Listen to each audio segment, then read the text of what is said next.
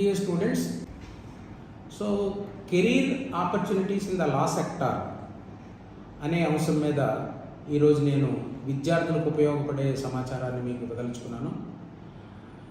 నా పేరు professor doctor Ganta Satyanarayana. Presently I am working as a professor of law, Damodaram Sanjeevaya National Law University, Visakhapatnam. So, dear friends, now I am going to explain what are the exploring law career options, especially after 10th class. After 10th class is concerned.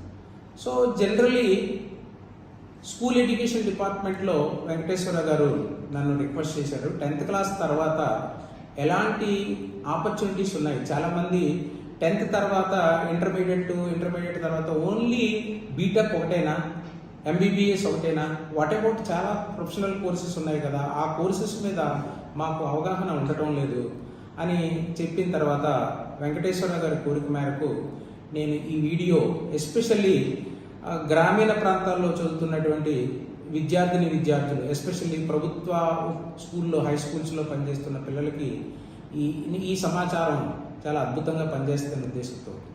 ముఖ్యంగా dear students, 10th class అయిన వెంటనే మీరు +2 చదివినా, ఎలాంటి చదువు చదివినా, for example అది ఇంటర్మీడియట్లో బైపీసీ కానీ, ఎంపీసీ కానీ, లేకపోతే సిఈసీ కానీ, ఏ ఆప్షన్స్ తీసుకున్నా మీరు ఆ తర్వాత 10+2 తర్వాత మీరు లాలో రావాలనుకుంటే మీరు క్లాట్ అనేది సెంట్రల్ లా అడ్మిషన్ టెస్ట్ అనేది కామన్ లా అడ్మిషన్ టెస్ట్ అనేది ఉంది.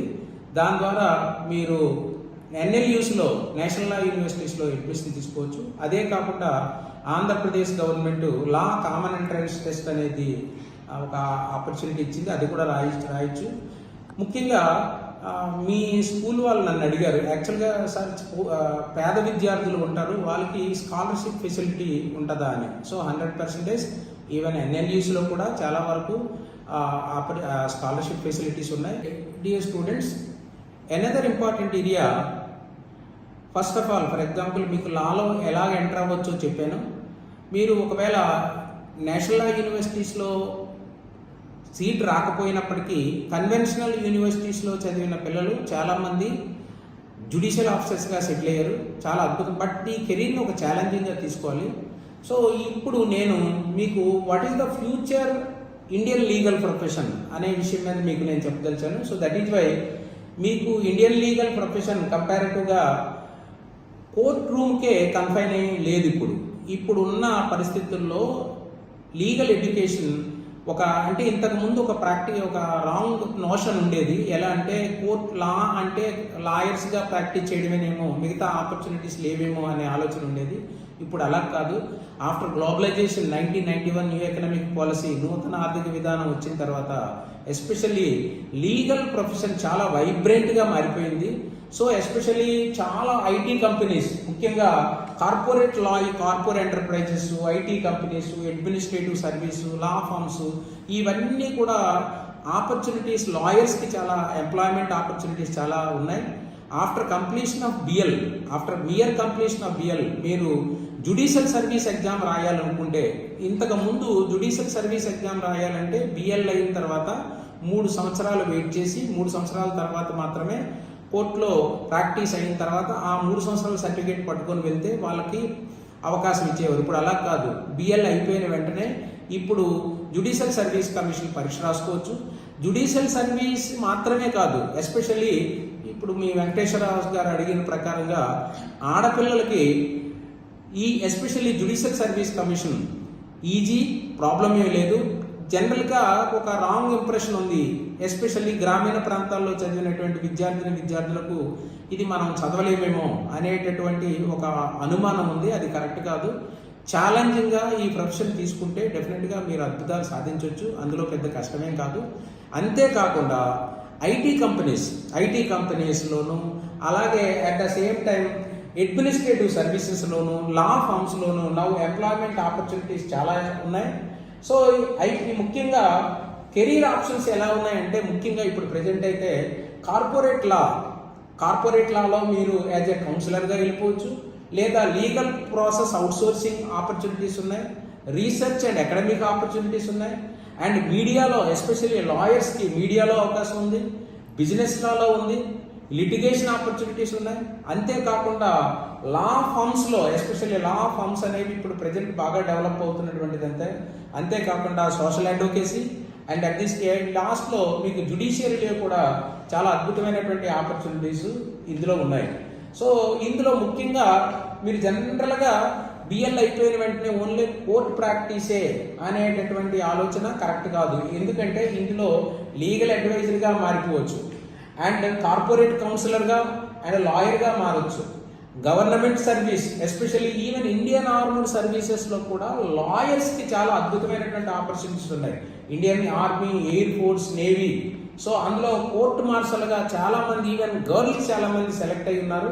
సో అంతేకాకుండా లీగల్ అవుట్సోర్సింగ్ అనేది మీరు ఇంటి దగ్గరే ఉండి అవుట్సోర్సింగ్ ఫెసిలిటీస్ కూడా న్యాయ విద్యార్థులకు ఉంది. There are many private firms especially. అంతేకాకుండా ఈరోజు చాలా కార్పొరేట్ బ్యాంక్స్ ఉన్నాయి, ఎస్పెషల్లీ పబ్లిక్ సెక్టర్ అవి అయితేననివ్వండి, లేకపోతే private banks, foreign banks and at the same time cooperative banks. ఈ బ్యాంక్స్ అన్నింటిలో కూడా ఆపర్చునిటీస్ ఉన్నాయి. రిజర్వేషన్ ఐ థింక్ ప్రొఫెషనల్ గాను, లాయర్స్ గాను వండర్ఫుల్ ఆపర్చునిటీస్ ఉన్నాయి. అందువలన ఈ ప్రొఫెషన్ అంతేకాకుండా మీకు నేను ఆల్రెడీ చెప్పాను, జుడిషియరీలో యాజ్ ఏ జడ్జిగా మీరు సర్వీస్ చేయడం అనేది చాలా ఉన్నతమైంది.